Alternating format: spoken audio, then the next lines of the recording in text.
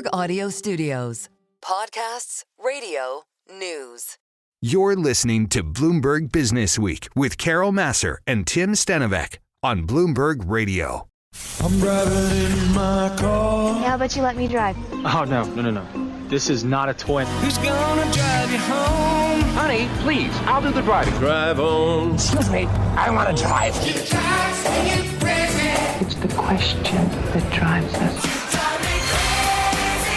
This is the drive to the close That funky music will drive us till the dawn. on Bloomberg Radio. All right, everybody, we are just about 18 minutes away from the closing bell on this Tuesday. We've mentioned how during the 2 o'clock hour, Wall Street time, we did see a leg down in terms of equities going near our lows of the session.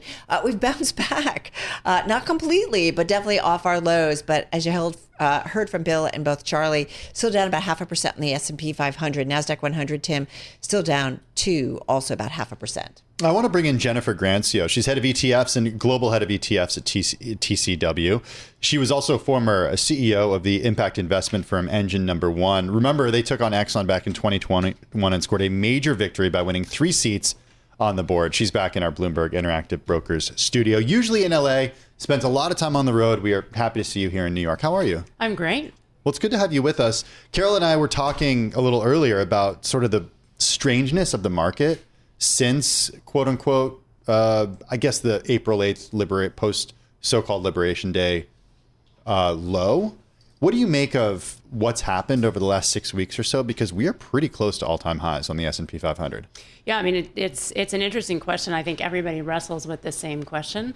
From an equity perspective, we actually at TCW are doing concentrated fundamental portfolios. So we're looking for opportunities, high quality management teams, quality revenue, growth through trends like how we use energy and electricity and supply chain reshoring. So we like the names we have in the portfolios. We think it's a good time for people to be investing. At the same time, we're a big bond investor. And so when we are managing the core bond products, one of the ETFs there that's done very well is Flexer. And when we're managing that, we're a value investor. So we took advantage of the volatility in credit spreads in particular, drove a lot of alpha for clients looking back a couple of weeks. But in the bond fund, we're still being cautionary. We want to be positioned so if the economy does slow, we're doing the right thing for investors. What kind of visibility do you feel right now that you have on the outlook? I think it's uncertain. Yeah. And we just don't know. And we have data. We have this debate internally within TCW all the time on to what extent is it slowing? How many rate cuts will there be this year? We don't have the answer. But in the bond part of the portfolio, we think people should be positioned with an active manager so that we're managing that for them as things unwind.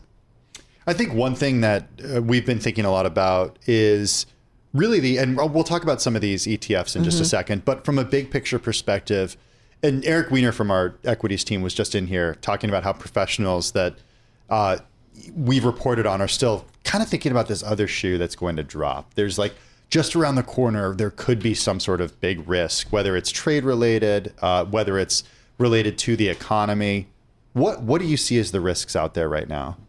I think from a tariff perspective, it's come back a lot, but tariffs that are in the low double digits rather. I mean, that's still a big tax on the consumer. So we're watching that. It's better. They're lower. They're a little bit more reasonable, but we don't know how much of an impact that will have on the consumer. So that's probably the main thing we're watching. And, we're looking at everything. We look at employment data. We look at the earnings calls to see what consumer companies are thinking. That's funny because I thought, when we were talking to Eric earlier, it was like, yeah, we were waiting for the companies reporting earnings for the most recent quarter to talk about the impact. And certainly a lot of them did, but we didn't necessarily see the equity market reaction that I think people thought they would. The concern is, okay, maybe it's happening now rather than in the last quarter. Well, it does feel like if we're going to see things like the tariff impact, it's not necessarily showing up in the statistics, right? And as you said, Tim, like in the earnings reports, that's maybe a second half thing, and we've got to kind of wait and see for that. Yeah, that's right. And that's why we think we have to be careful from a portfolio positioning perspective. Jennifer, I want to ask you, I know I probably do this before, but I'm always curious about flows, where you see investors moving in and out of at this point, because obviously it's been an interesting, 4 weeks, 6 weeks. And I'm just curious how much movement was going on. Yeah, I mean, I think at a wealth and retail level, what we've seen is a lot of money rebalancing back towards equities. So people certainly moved right back into equities. They really did. So we've seen that. Completely? The money that came out? They've taken money out of cash and other things and put it back in equity. And then in our shop, a lot of what we do are these thematic or complementary equity strategies. And so some of them have done very well. I mean, they've done great from a performance perspective in terms of beating the S&P, but from a flows perspective, we've seen money come into high quality company, defensive growth, GROW is the ETF there, as well as into powered, which is the energy system transition product. I mean, that has been such a dominant theme. I mean, I was asking before we got going, Tim, if you were at Milken. And I mean, that was one of, despite all the uncertainty and tariff conversations, one of the things that seemed to be, again, beating the drum was that of the AI play and the energy that's going to be needed. That build out was still happening. And is that what you're talking about? For sure. Yeah. And so from an investment perspective, the way that we're managing products that people can come into, we have an AI product we have for a very long time, as well as the powered ETF strategy, which are a way to get access to that theme, but we think don't do it in a way that is too narrow.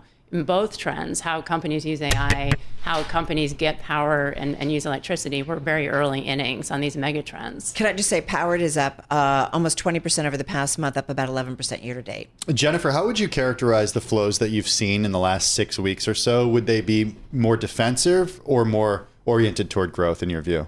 It's somewhere in between. You're is seeing the real both. answer. We're seeing both, and then on the fixed income side of the business. So with Flexer, which is total return bond fund, but also has a very strong income target, it's yielding around 6%. We've seen very strong flows there. So from a portfolio perspective, it certainly doesn't feel like people are doing one thing or the other. They're just topping up positions. How's it yielding 6%?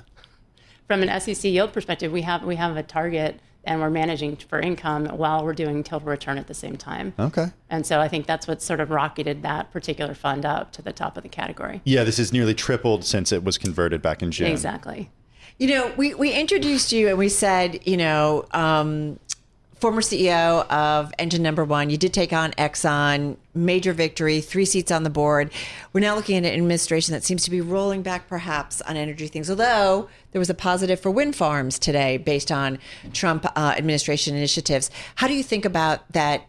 I don't know whether I should say ESG, but the alternative energy space, the kind of transitioning that we were seeing pretty aggressively. How do you think about that? Does that continue in terms of the move away maybe from fossil fuel companies or do you think maybe this is another pivotal change that we kind of roll back a little bit?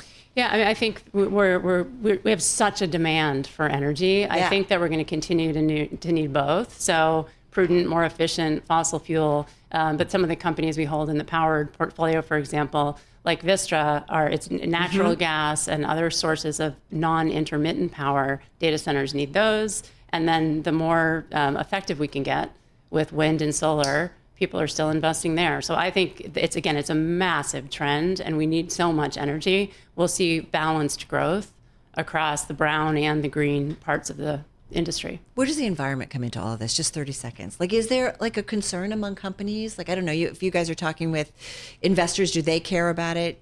Do CEOs, leaders, and forgive me, just got about 20, 25 seconds. Yeah, I think from an environmental perspective, I think both asset owners like public pension funds and sovereign wealth funds, as well as CEOs of companies care about these issues. But we're having a conversation that's based on financial metrics and long-term outcomes. Okay, so it plays into it in a big way.